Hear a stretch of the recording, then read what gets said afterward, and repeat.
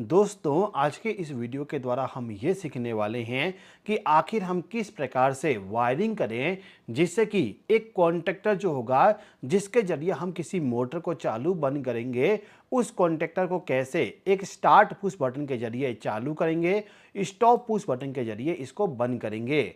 इसके अलावा यदि हमें इस कॉन्टैक्टर को किसी सेंसर के जरिए चालू बंद करना है तो आखिर उसका वायरिंग भी किस प्रकार से किया जाएगा, वो भी पूरा डिटेल से हम इस क्लास के माध्यम से समझने वाले हैं। देखिए, वायरिंग करने से पहले यहाँ पे मैं आपको एक और चीज़ बता दूँ कि यहाँ पे जो मेरा स्टार्ट पुश बटन है, ये वाला और ये सेंसर, इन दोनों में से एक जगह से ही कॉन्टैक्टर हमारा चालू होना चाहिए, ऐसा मुझे यहाँ पे ऑप्शन चाहिए।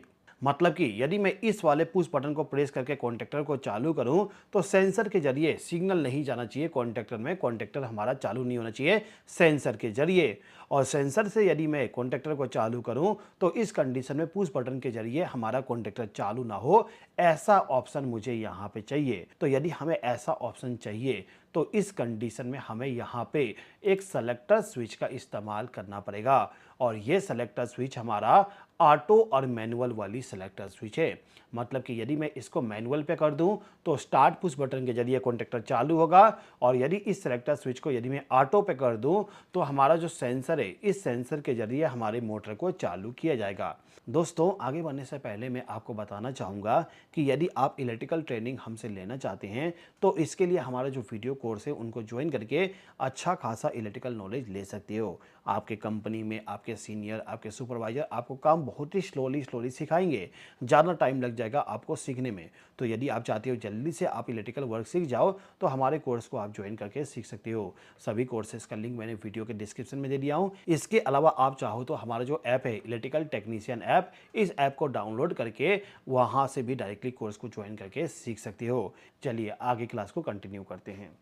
देखिए, यहाँ पे जो मेरा कॉन्टैक्टर है, ये कॉन्टैक्टर जो होगा 230 वोल्ट के एसी पावर सप्लाई के जरिए ऑपरेट होगा। तो इस कंडीशन में इस वाले एमसीबी को मैं यहाँ पे 230 वोल्ट का एसी पावर सप्लाई प्रोवाइड करूंगा। इसके लिए न्यूट्रल सप्लाई और फेस सप्लाई को मैंने एमसीबी के इनपुट टर्मिनल पे कनेक्ट कर दिया। अब इस एमसीबी का जो फेस टर्मिनल है उसका आउटपुट पावर सप्लाई हमें इस टर्मिनल पे मिलेगा। तो इस टर्मिनल से पावर सप्लाई सबसे पहले स्टॉप पुश बटन को कनेक्ट कर दिया। फिर स्टॉप पुश बटन से पावर सप्लाई को ले जाके सेलेक्टर स्विच को इनकमिंग पावर सप्लाई प्रोवाइड कर दिया हूँ। यहाँ पे एक चीज़ ध्यान दीजिएगा, ये जो स्टॉप पुश बटन है ना, इसके जरिए दोनों कंडीशन में बंद करेंगे। हम इस कॉन्टैक्टर को इस वाले पुश बटन के जरिए चालू भी कर दें तो इस वाले स्टॉप बटन को प्रेस करने पे बंद हो जाएगा। इसके अलावा यदि मैं इस सेंसर के जरिए कॉन्टैक्टर को चालू करूं तो भी इस वाले पुश बटन को प्रेस करने पे कॉन्टैक्टर हमारा बंद हो जाए। इसके लिए यहाँ पे हमें वायरिंग करना है।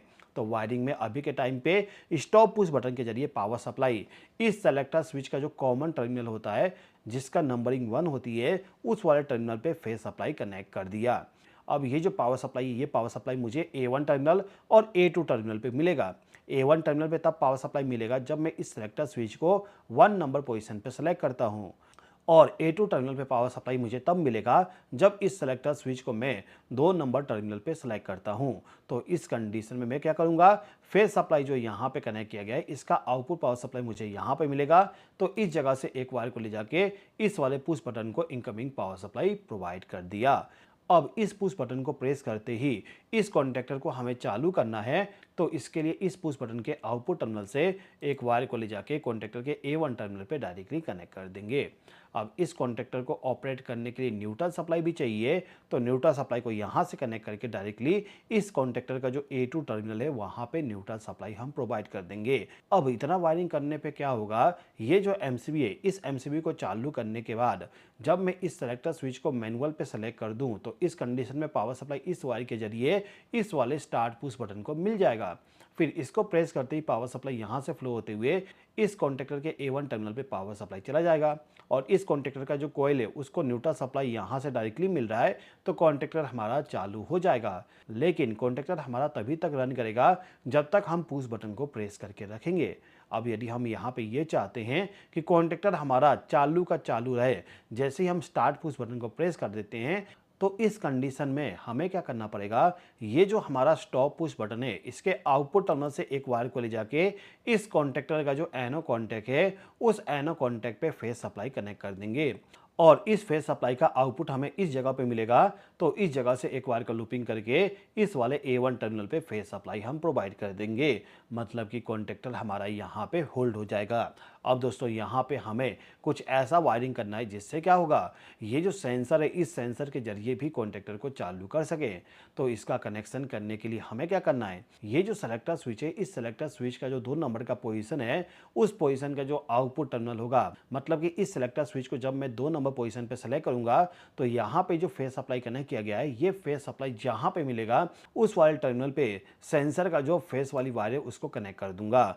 ये जो मेरे पास में सेंसर है ये सेंसर मेरा 2 वायर वाली है और ये AC पावर सप्लाई पे काम करता है। इसीलिए मैंने यहाँ पे इस सेंसर का जो ब्राउन वाली वायर है उसको A2 टर्मिनल पे कनेक्ट कर दिया, जिससे कि इस सेलेक्टर स्विच को जब मैं 2 नंबर पोजीशन पे सेलेक्ट करूँ तो ये फेज सप्लाई डायरेक्टली इस सेंसर को चला जाए। और इस सेंसर का जो ब्लैक वाली वायर होती है वो आउटपुट के लिए होता है, तो उस वाले वायर को ले जाके डायरेक्टली मैंने यहाँ पे इस वाले फेज सप्लाई के साथ कनेक्ट कर दिया, जिससे बेनिफिट ये होगा कि इस सेंसर से जो आउटपुट जनरेट होगा वो पावर सप्लाई डायरेक्टली इस कॉन्टेक्टर के A1 टर्मिनल पे चला जाएगा, जिससे हमारा कॉन्टेक्टर जो है वो सेंसर के जरिए चालू हो जाएगा।